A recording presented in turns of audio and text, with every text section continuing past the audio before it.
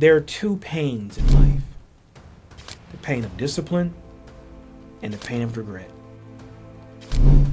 But one of them hurts a whole lot more than the other one. The pain of discipline is the one that you can decide. You decide on how consistent you want to be in the discipline you want to have in your life, and how you want to move and things that you do. But the pain of regret is connected to time. That's something that you can't get back. Welcome back to From Drift to Direction, the podcast where we explore the experiences, lessons, and mindset shifts that help people live with greater purpose, clarity, and intention. Today's guest is Albert Butler, CPA, MBA, author, strategic advisor, and creator of the Legacy Alignment System. With more than 25 years of experience in accounting, business advisory, leadership, and entrepreneurship, Albert has helped individuals, families, and organizations align their purpose, finances, and long-term vision. He is known for his powerful belief that accounting is the heartbeat of business, and his mission to help people build lives and enterprises they can ultimately live with peace rather than regret. Albert is the author of Life, Truth, Love, Loss, Success, and Failure, a book that blends financial wisdom, leadership, fatherhood, faith, and personal experience into a blueprint for creating meaningful success and generational impact. Albert, welcome to the show. Interesting, Peter. That intro was amazing, first of all. Second of all, I would have to tell you that the title of your podcast directly connects with the work that I do. The word drift, I think that's something that we can really pressure test and talk about in more detail. I think your audience is going to find that some of the stories I have to share and some of the tools that I have to give will be things that they can actually add to their own personal toolkit to be able to expand and scale what they're doing in life. So, Peter, I'm extremely excited. Thank you for having me. Thank you. Thanks so much. Before we talk about business, money, legacy, I would love to know what's your story. Tell the listeners, who is Albert? Who is Albert? Man, Albert is that's a great question. Albert is a guy who just enjoys connecting with people. We talk about purpose, we talk about all those wonderful things, but every single day I wake up and I get to do what I love to do. And when it comes down to it, what I love to do is to help people, help them understand the financial cycle, help them understand who they really are as a person, and truly help them understand how they can walk in their own purpose and find their legacy. That's who Albert really is. Okay, awesome. And the book title is Truth, Love, Loss, Success, and Failure.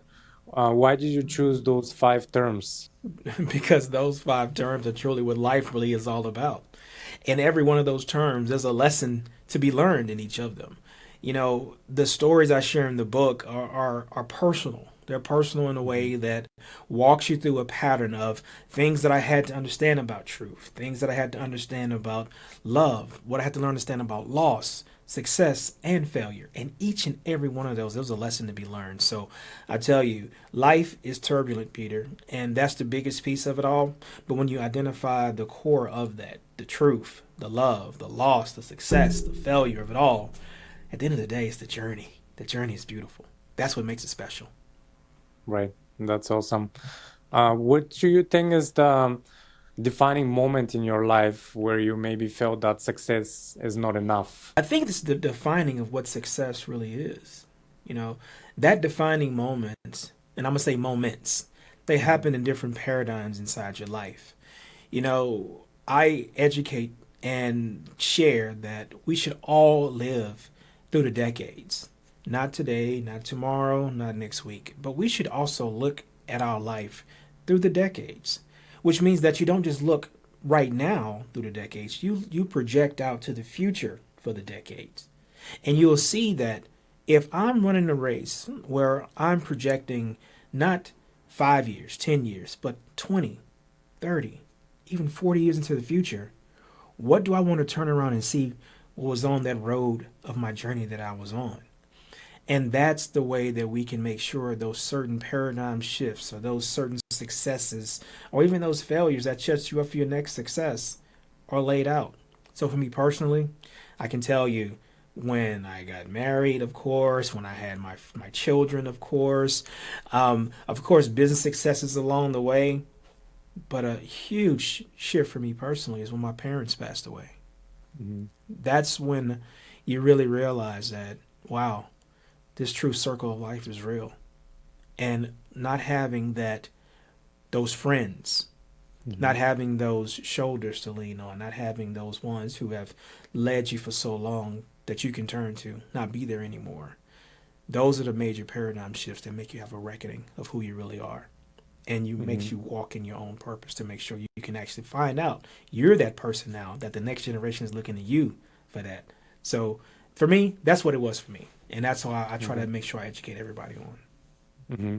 And you say something about projecting in the future, but don't you think that many people are spending more time in the future and in the past, of course, than being present? Interesting way that you position it. I have a framework that I share. It's called the one word SWOT. Hmm. The one word SWOT helps you identify from the perspective of, we've all done SWOT analysis on companies, if you're in business especially, where you look for that strength, that weakness, that opportunity, that threat. But I challenge individuals to say, can you do it for yourself? Can you find that one word that's a strength for you, that one word that's a weakness for you, that one word that identifies the opportunity that's in front of you, and that one word that's a threat to that opportunity? That is what's important. Why? Because that's your current state of where you are today. And it helps you identify that space of not getting stuck and looking behind you and not getting stuck in so much looking ahead of you, but knowing where you are today. Because if you don't know where you are today, how can you possibly know where you're going? That's Right. always the first step. And it's a huge self identification process that you have to go to take ownership to know thyself. Mm. And many people, I feel like they're scared to take that first step, and that's where they're stuck. What was for you? There a moment for you that you took the first step and you became the person you are today? Those first steps happen every day. It's almost like getting out the bed is that first step to continue for your next day. I tell folks it's always good to try to be better than what you were yesterday. And that begins with that first step, always. So, moments, yes, always. I think those moments happen for us all every single day. So, for me, I would tell you that those small successes or those small failures that I've had have been those first steps to make you continue to go on. I'm a CPA, and as a CPA, it's a one of the most difficult exams to take in the world, almost. And I will tell you that I did not pass the first time. I did not pass the second time, nor the third or the fourth. It took me 5 times. And in each of those failures, you have to realize that if you stop, that's when you truly fail. So those first steps, those successes came from those failures. And for Mhm. me, I had to keep on stepping because I knew I wanted to be a CPA. Right. And where did you find the strength to continue going? Interestingly enough, it's always important, Peter, to have Mhm. an anchor in life. You're not going to have all the answers, Peter. You're just not. And you're not supposed to. But you have to have something that you can go back and lean up on. I mentioned before, my parents passed away, and when I was younger, they were that anchor for me, but they taught me that you have to have an anchor in God as well.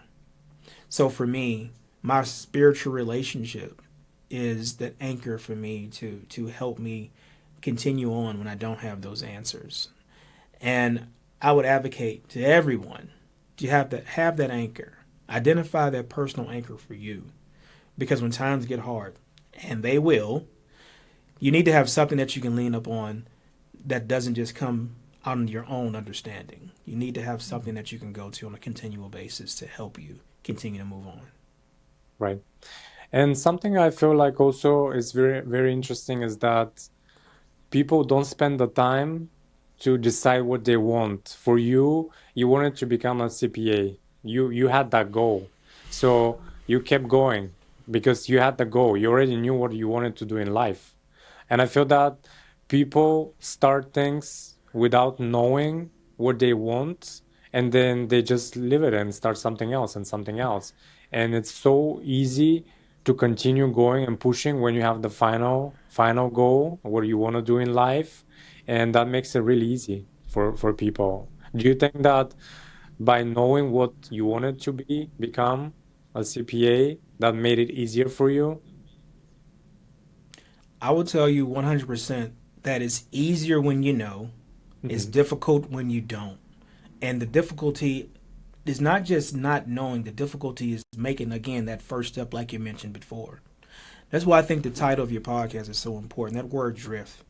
You just explained drift. Because without knowing, you create something very powerful entering into your life. It's called randomization. You randomize on your success. You randomize on your failures. You're bouncing all over the place, taking on different opportunities, saying yes to stuff you should say no to, saying no to stuff that you should say yes to. And because you don't have a North Star that you've identified for who you really want to become Hmm. and what journey you really want to go down, randomization kicks in. And the scariest part about randomization is that other people who identify what they want, they begin to use you to get what they want as compared to you identifying and knowing what you truly want. That's the scary part because people will approach you, put an opportunity in front of you for their benefit, not for Hmm. yours. So it's always good to go in different situations. It's always good to go in different consultations, knowing who you really are, knowing what you really want, and knowing what those goals are. And that's the reason why I said living through the decades is important to project out to the future what type of journey you actually want to have and what are you really shooting for, and identifying what that actual driving force of your real dreams really are. That becomes your North Star. And that gives you the very, very powerful tool to say no to things Hmm. that are not going to be aligned with what that North Star is really pointing you to. Right. Almost like leave behind the things that no longer serves you in life, and continue. You talk about legacy. What legacy do you want to leave behind? And do you think that people uh, don't really care about legacy? I barely hear the word legacy nowadays.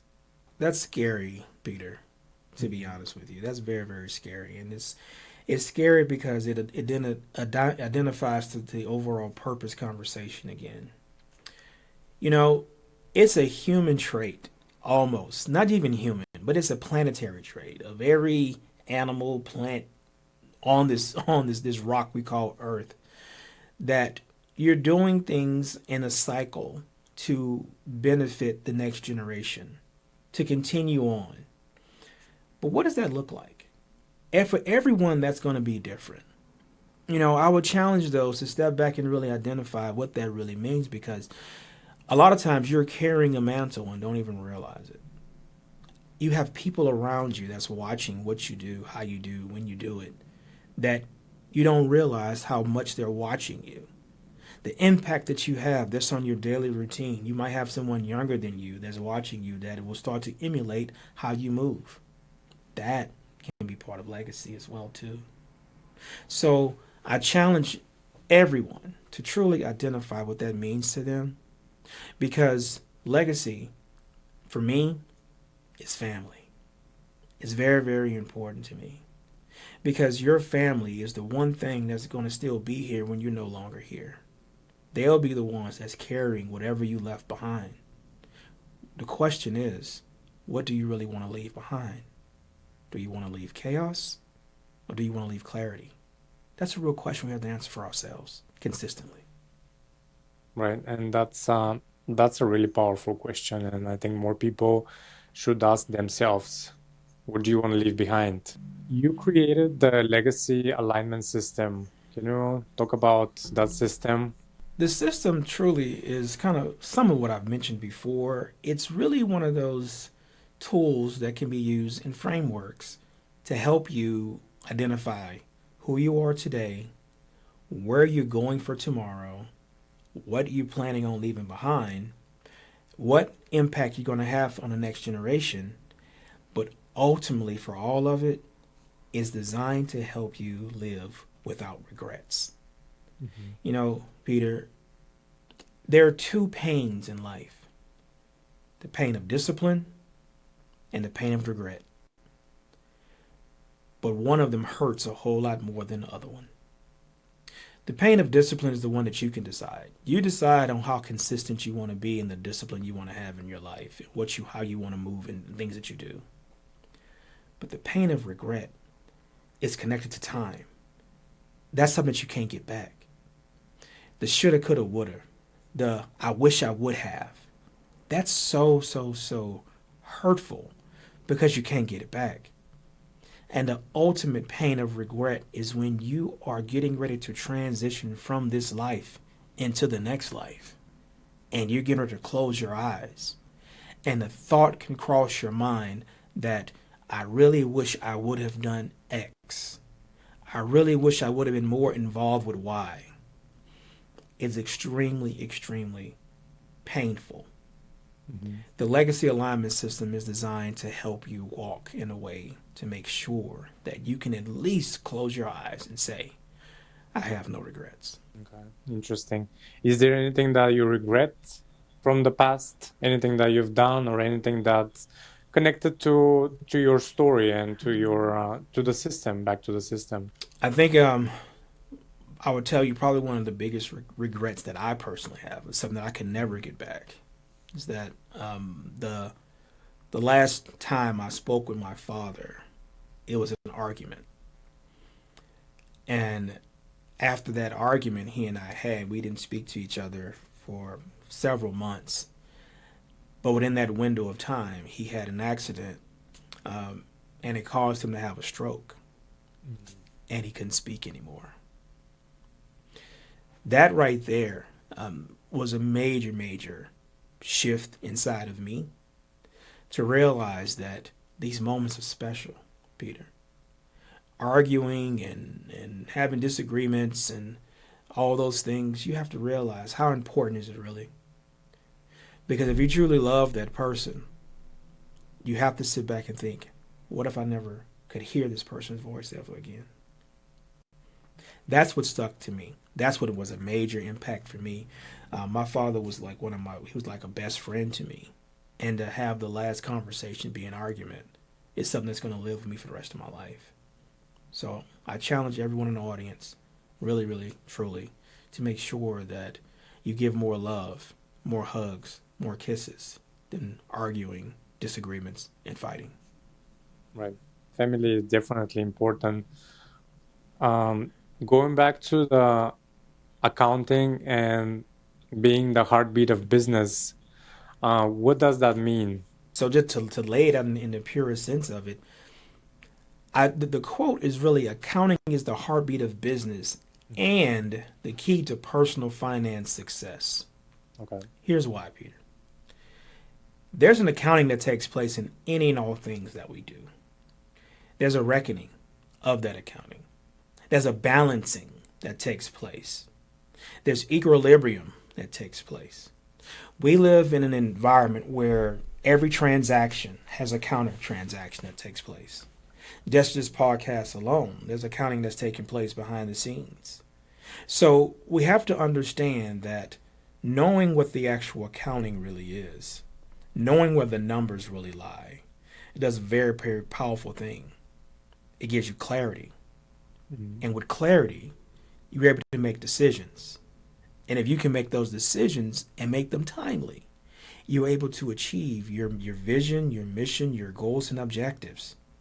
So when you think about it from this perspective, the numbers are so important. The accounting of those numbers are so important. The balancing of the numbers is so important. The equilibrium of the numbers are so important. You need that information so you can be successful. Mm-hmm. Because without it, you create more chaos and you make decisions blindly. We don't want to do that. Would you want to make decisions blindly, Peter? No, none of us do. Right. And why do you think so many people, smart people, educated people, capable people are struggling financially nowadays? Because there isn't a real financial education. That's the truth. And I will tell you that even my quote, my mantras and my themes on how important accounting really is, although I'm a CPA, so some might think, hey, this guy's kind of biased, but here's the truth. We can prove it every single time. Because we don't understand how the money cycle works. Globally, we don't understand how the money cycle works. We're not taught how the money cycle works. A huge thing that I think inside of families, as a father, as a mother, if you have children, I encourage you, write this down. Get your notepads out, everybody in the audience. Sit your children down early and explain the finances of your household. Sit them down, talk to them, walk them through the family budget. If you don't have a family budget, take the time, create a family budget. Govern yourself accordingly. Why? Because the things you teach your children inside that house will be the things that they're going to take into adulthood. And if you are not preparing them to go into adulthood, do you really love your child? That's where the rubber meets the road. That's the indictment. That is the very judicial statement that we all have to make sure that we're governing our families accordingly. Now, I also say that you have to scale yourself first. So if you don't understand how the accounting cycle works, how the money cycle works, if you don't have a budget, you need to take ownership of that yourself and scale yourself first. Because like I mentioned before, you don't know who's watching you. You don't know who's emulating you. You don't know who wants to move like you, walk like you, and talk like you. You're a representation of a continuation of a legacy, and you might not even know it. So scale yourself first. Then you can scale the family. Then you can scale an enterprise or a business. It has to go in that order. Right. It definitely starts from the family, and that's a simple conversation. For people that don't really have the opportunity to get it from their parents, from close friends, what's one habit that you would recommend for somebody that is struggling financially, or anything that you applied in your life financially? I would say number one, have that anchor, like I mentioned before. Because if you're struggling, you need to have something to lean up on, to talk to, somebody to talk to. Number two, hey, you know what? It's a good idea to get a good CPA. Find somebody who has the financial knowledge and learn from them. Number three, take ownership. Get your pen out. Like I mentioned before, create your budget. If you pull your own bank statement and look at the way that you spend your money, you'll find so many opportunities in there to save more money, because we waste a lot of money along the way. Right. Your bank statement can tell you so much about who you really are as a person. I can take someone's bank statement and know what they like, what they don't like, who they spend time with, what's their priorities inside their life. It's all there, which again goes back to why accounting is the heartbeat of business and the key to personal finance success, because it's all in the numbers. And you can actually see it. It sticks out over and over and over again. So I encourage that person. Number one, find you an anchor. Number two, find you someone who actually has financial knowledge and lean and ask them questions and talk to them. And number three, take ownership. Prepare your budget and be consistently preparing it by looking and reviewing your bank statement. Right. Definitely great advices. For someone that is building wealth, do you think earning more money is important, or managing your money is more important? I would tell you that what's more important is to understand that money is not important. Okay. Money's not important because money's not real. Mhm. Here's the honest truth. If you look at history, we are a bartering people, which means that goods and services are traded for other goods and services. Money has only become the medium to be able to make that transaction take place. So money really is not important. What are your resources that you have? What resources have you accumulated? So you need to use your money to accumulate more resources. The more resources that you can accumulate, the more that you'll actually have, the more that you can actually barter, the more that you can negotiate. So what's important is building your skill set to acquire more resources. That's the real challenge. Interesting. Very interesting. Also, you have another framework that I really like: plan, act, review.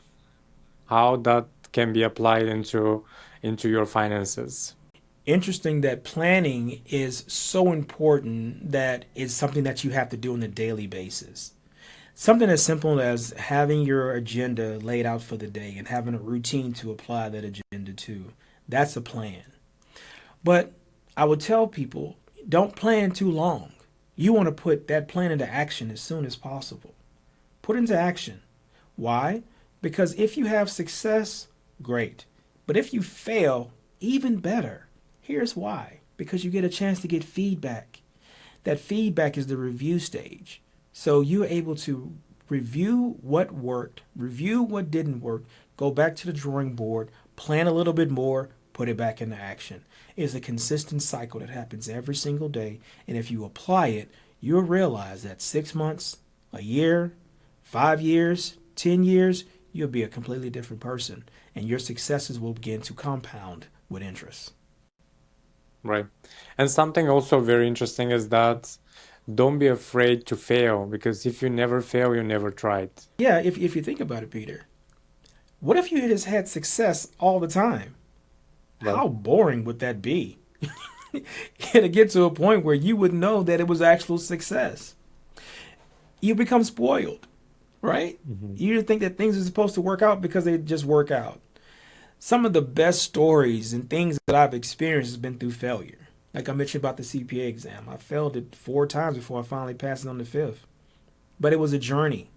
Passing is a great thing and I got it done, but the journey, it told me a story about who I am as a person. It helped me become the man that's sitting in front of you today.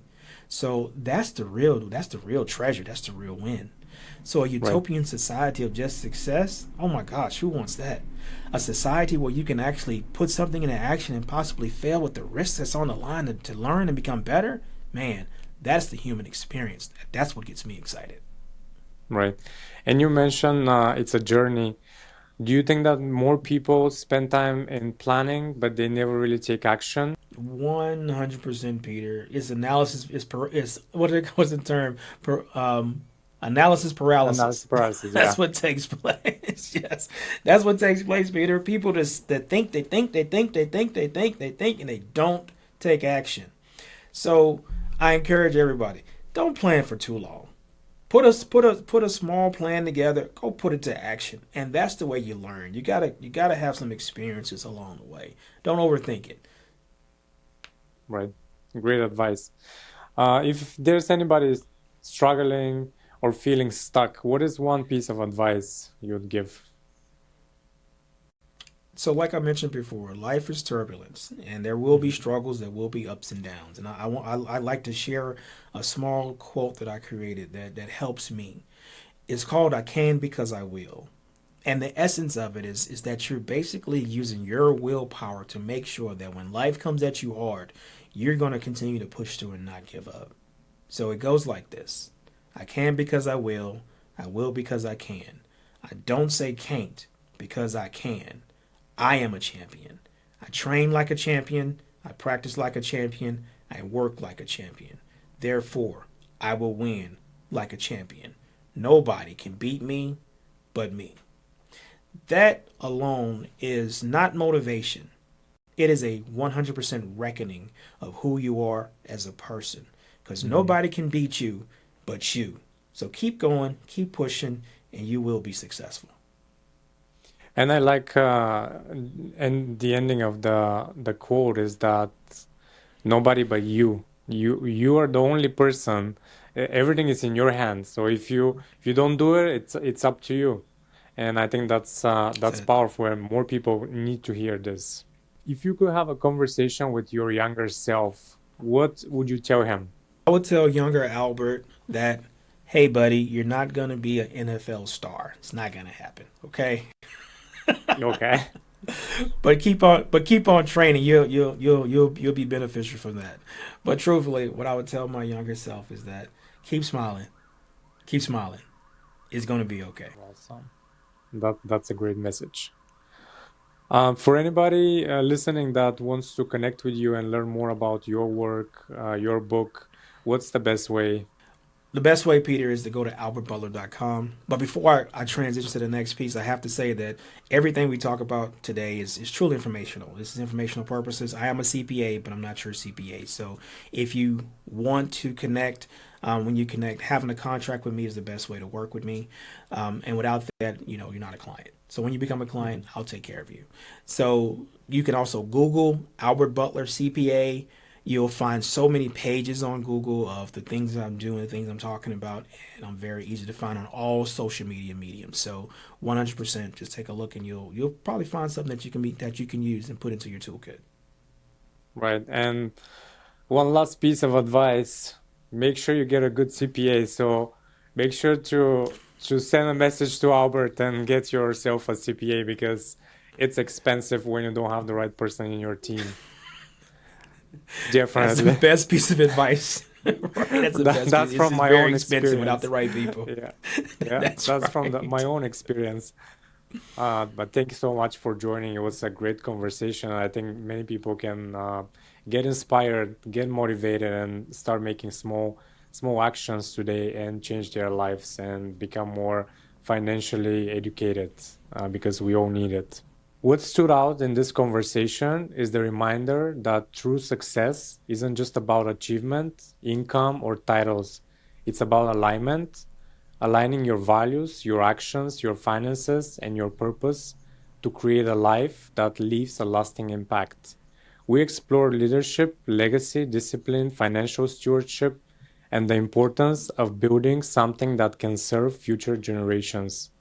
To everyone listening, if you find value in today's episode, please share with a friend, family member, entrepreneur, or partner who could benefit from this message. You never know whose life could be changed by a simple conversation. Thank you so much for joining us today and see you in the next episode.